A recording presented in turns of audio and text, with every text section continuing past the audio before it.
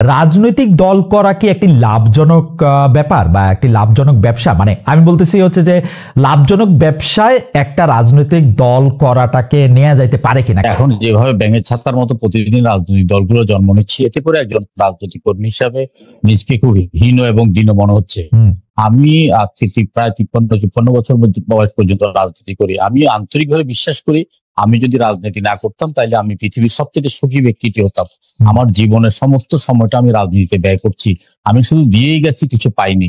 জনগণের ভালোবাসা পেয়েছি, জনগণের অকুণ্ঠ সমর্থন পেয়েছি, জনগণ একজন মানে সজ্জন ব্যক্তি হিসেবে আমাকে জানে। কিন্তু সেলিম ভাই, কেউ তো আর আপনাকে কপালে পিস্তল মানে ঠেকায়া রাজনীতি করাইতেছে না। আপনি তো এটা থেকে এক্সিট 30 বছর আগে নিতে পারতেন, 40 বছর আগে নিতে পারতেন, 20 বছর আগে নিতে পারতেন, আজকেও নিতে পারেন। তো so why are you pursuing this thing?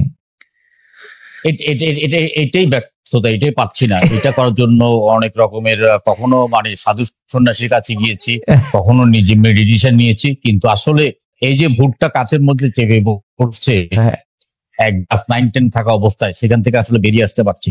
এটাই বাস্তব সত্য কথা।